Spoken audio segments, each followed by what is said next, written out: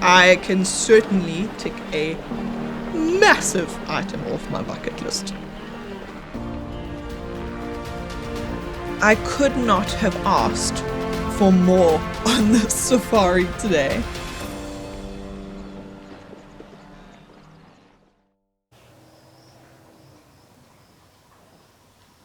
All right, well, it is take 2 to see if we can find a river crossing today.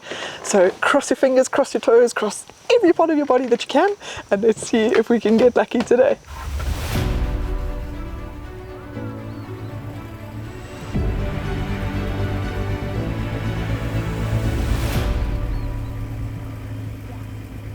We just heard on the radio that there is a very excitable looking group of wildebeest that are looking quite anxious to cross.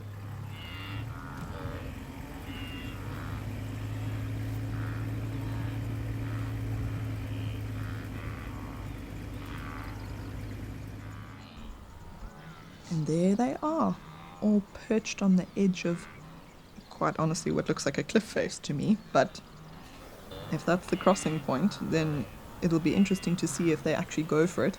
Look at how they're all scanning the water though. They all approach the edge and they're just peering down into the river. I would imagine scanning for things like crocodiles, maybe also scanning for things like hippos that could potentially get in their way. Things like whether it is actually crossable at this time, if the water maybe looks a bit deep, or if the opposite bank where they have to exit the river is actually worth exiting on, because it could be very slippery, there could be rocks. When they're going down steep banks like this, and when they have to climb out on banks where there's lots of rocky edges and uneven ground,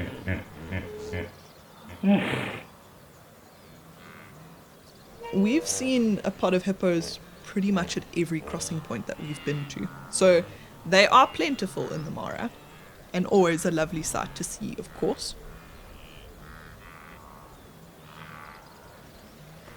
Oh, and look at this.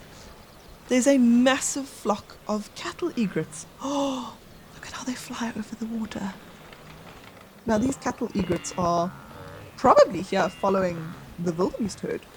They follow massive herds of animals, whether it be wildebeest, elephants, and basically pick off the insects that get disturbed out of the grass.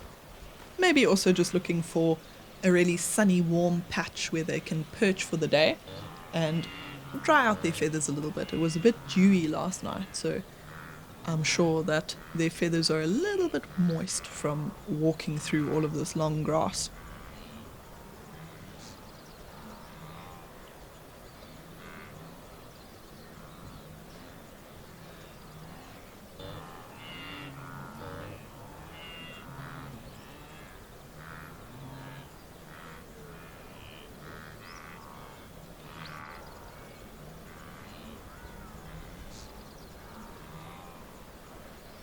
Ooh, there looks like a wildebeest about to take the plunge.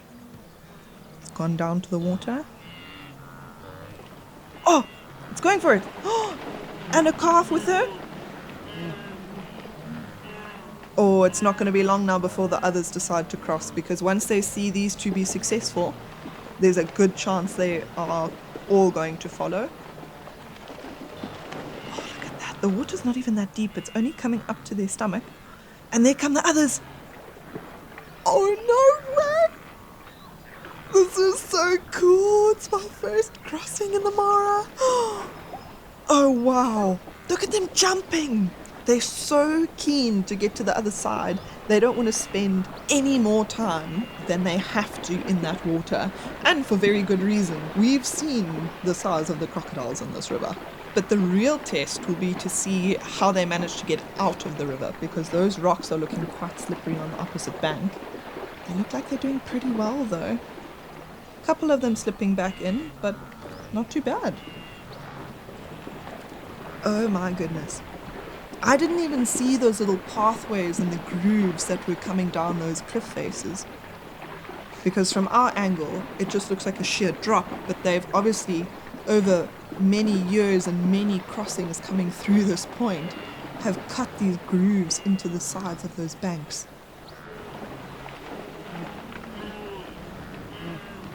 Oh, this is awesome. Look at all of them walking across the grasslands now. All shiny from the water. The ones that haven't crossed yet are getting all excited and a little bit nervous. They don't really know what to do with all the energy. Oh, there was one that slipped and fell. Looks like it's okay though. Oh, look at all the splashing. Oh, they're just getting more and more filled with energy the more wildebeest they go across. And I guess it's because if you're towards the back of the group, there's more of a chance of crocodiles now being alerted by all the vibrations going through the water, and so you have a higher chance of getting attacked if you're towards the end of the group. And also because there's fewer of you on the land, if there are things like lions and cheetah around, there's also a good chance they might try, because now you don't have the advantage of numbers anymore, and because they really want to keep up with the group. They don't want to fall too far behind.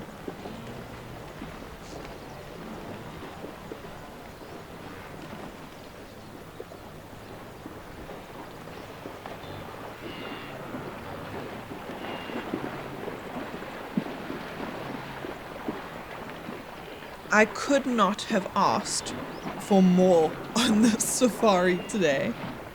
I've been wanting to see the Great Migration crossing the Mara River for the longest time. And as a child, having watched that happen on documentaries time and time again, to now witness it in real life is just mind-blowing. I can certainly tick a massive item off my bucket list.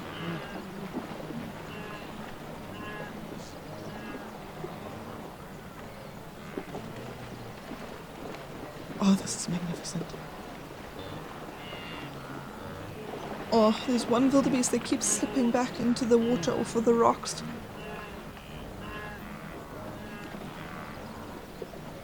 Oh, come on, buddy. You can do it. It's got to watch where those others are climbing out, because that other one got out really easily.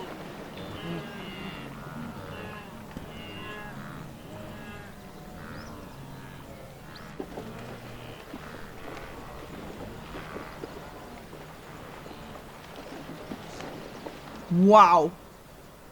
What a morning. Oh, that was so cool. And, oh, there's some vultures here. Maybe we're not too far off, because that definitely wasn't one of the wildebeest that we saw cross the river. So whatever they're eating had to have been killed by something. And I guess my suspicions are right, because we've just had a call on the radio to say that there are in fact 2 cheetah just on the other side of these grasslands. So let's head there before they decide to disappear, because often they don't want to hang around a carcass for too long, especially if they finished eating.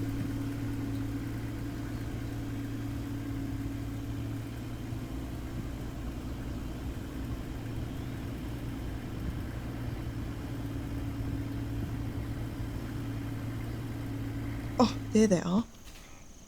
Oh, and they look quite nervous and like they on the move, so let's try and keep up with them. I wonder what's happened. Maybe it's just because of the vulture commotion. Maybe the vultures in fact chased them off the carcass, and that's why they're a little bit on edge, because that commotion would maybe draw out other predators in the area. It sounds really unlikely, but because vultures have those massive talons and beaks, so they're able to cause a lot of damage, and a cheetah is, I mean, look at them. They're not built for strength. They're built to run.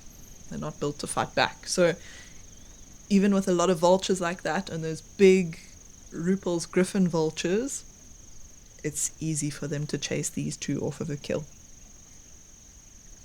But right now, those cheetah don't seem interested in what those vultures have stolen from them. They look like they're heading further up the hillside, maybe looking for a bit of a vantage point. So let's keep up with them. Now, they'd be worried that all of that commotion from the vultures is going to draw in other scavengers, but also potentially other predators, such as lions. Because lions, although big and strong and often hunt on their own, they won't turn a blind eye to a free meal. So the cheetah do need to be a little bit cautious. They've also perched themselves very close to a little waterhole here, which they might come and have a drink, but there are hippos in the water, so they may not. And they're coming down the hillside now. But look at how low they're slinking through the grasslands. They're really putting their heads down, trying to be inconspicuous. And they are really intent on checking that area where they've come from, where we first found them. I don't think that they're only watching those vultures, because I can completely understand them being timid and a little bit nervous initially when they'd been chased off by the vultures. But the way that they're reacting now, being so suspicious and really scanning that area as though they're nervous of something there, tells me that maybe there's something else there that we've missed. So I think let's do a loop around that area where we first found them and just see if maybe we haven't missed something along the way.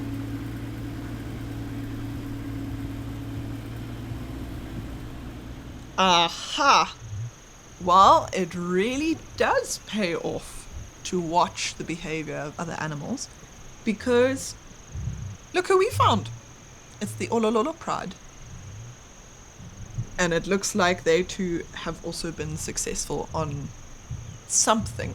I can't tell from this distance what it is, and with all the long grass, it's hidden pretty well, but if those youngsters hadn't been up and playing around with it a little bit, I don't think we would have seen them. But now the behavior of those two cheetah makes complete sense as to why they were a little bit timid. Shame!